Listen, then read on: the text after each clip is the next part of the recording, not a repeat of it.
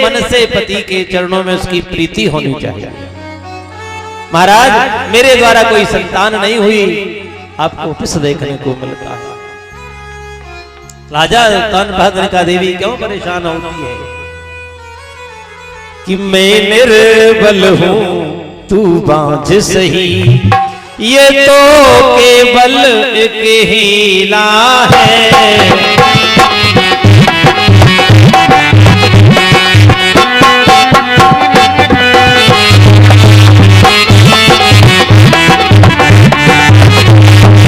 निर्बल हो तू बांझ सही, केवल मन की ये हीला है।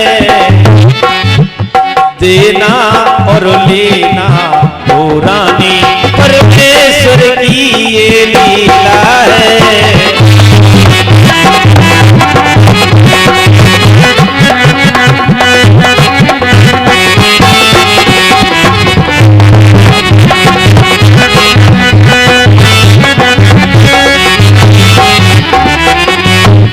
बोले रानी मैं निर्बल हूं तू बांझ सही, केवल एक मन की हीला है, और देना लेना और रानी सब परमेश्वर की लीला है। अरे उस प्रभु की लीला है। उसने कही महाराज मेरे तो कोई संतान नहीं हो सकती, लेकिन मैं आपसे एक निवेदन करती हूं। बोले क्या? बोले तुम दूसरा विवाह कर लो। उत्तर बात कर लगे सुनीति तू जानती है, अरे विवाह होकर के घर की तो आबादी होगी, लेकिन तेरी बर्बादी हो जाएगी। रानी ने बहुत जिद की। बताते हैं कि महाराज एक बार शिकार करने सुदूर प्रांत गए और वहां से एक दूसरी रानी के साथ विवाह करके लाए। रानी को इस बात की बड़ी प्रसन्नता हुई कि राजा ने मेरी बात को मान लिया। पूरे महल में बड़ी खुशी है। बेटा तुम काम कि विवाह करे महल में आए, और खुशी सब ने मनाई है।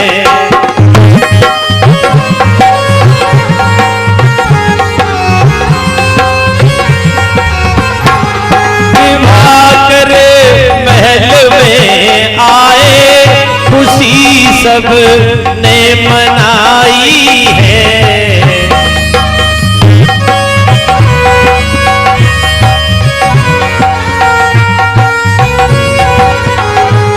सुनीति नारदी पहली के सुरजी दूजी आई है।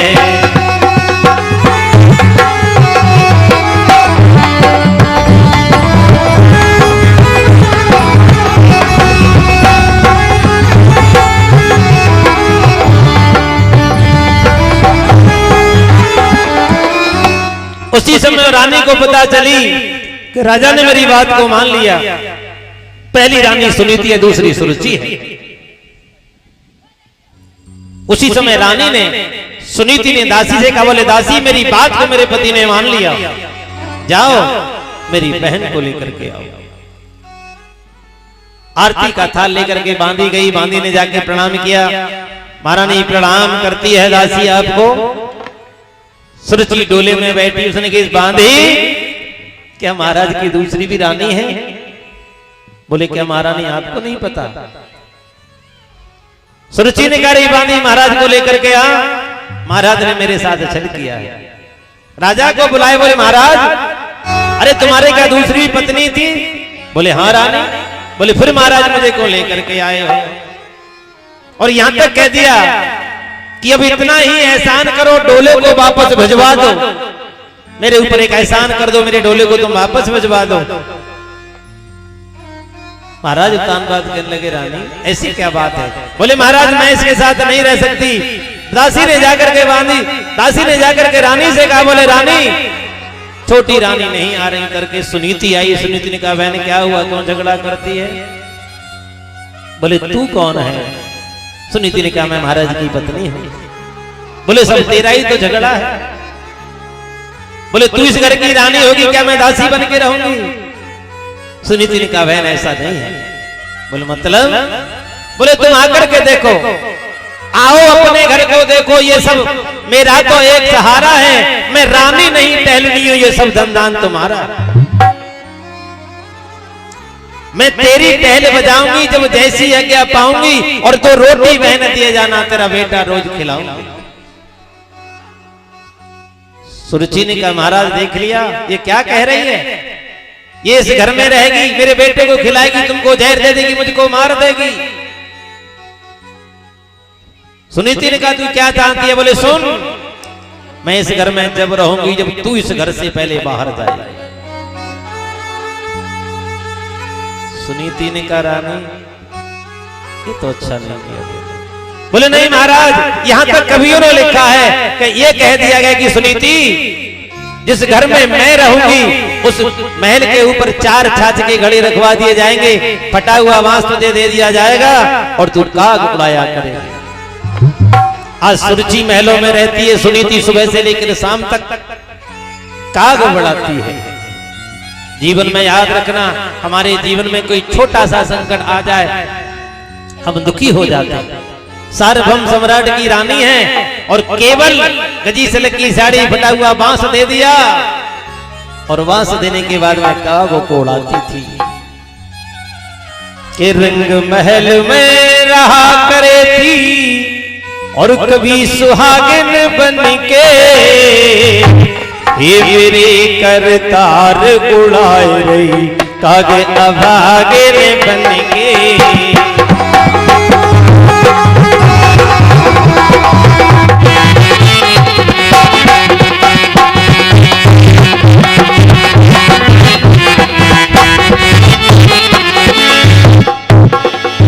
रंग महल में रहा करेगी कभी सुहागन बन के ये मेरे करतार उड़ाएगी कागे अभागिन बन के।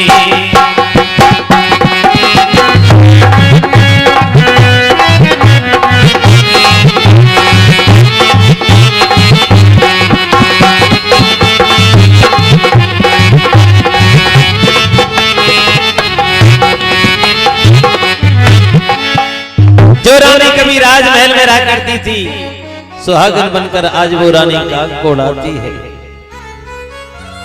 कब किसे कि कोई लाखी करो चतुराई कर्म का लेख मिटे ना रे भाई, कि राजा हो चाहे रंक यहाँ पर ठोकर सभी ने यह खाई कर्म का लेख मिटे ना रे भाई। ये संसार है, कर्म की कभी लेख नहीं मिट सकता, इसलिए जीव को हमेशा कर्म संभल के करना चाहिए। कर्म की प्रधानता है, जीव की प्रधानता नहीं है। आप क्या कर्म करते हैं इस बात की विशेषता है, आप कैसे हैं ये कोई विशेषता नहीं है। कि राजा से कर दे भिखारी और कर्म तेरी बलिहारी।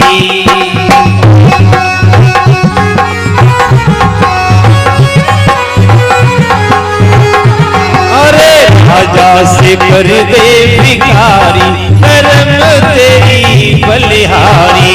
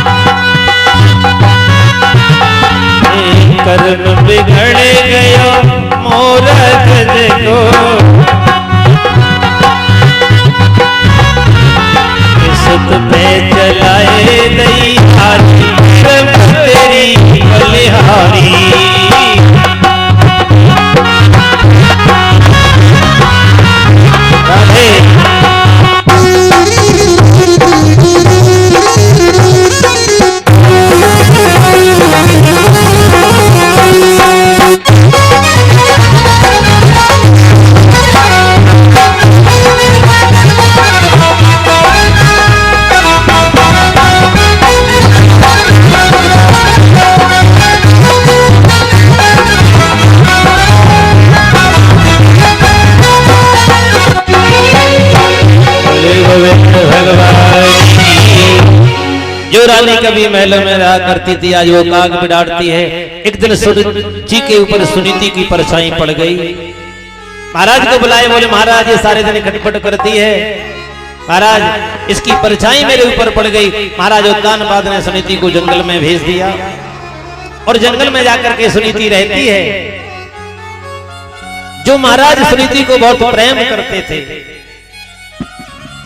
वो महाराज भी सुनीति को भूल गए। एक वर्ष हो गया, सुनीति ने विचार किया इस घर में मेरे रहने का कोई औचित्य नहीं।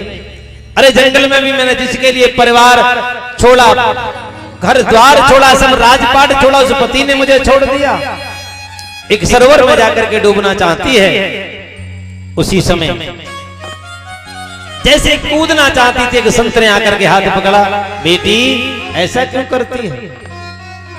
बोले बाबा मैं दुनिया में जीना नहीं चाहता। और एक बात और मैं बता दूं भाई लोगों,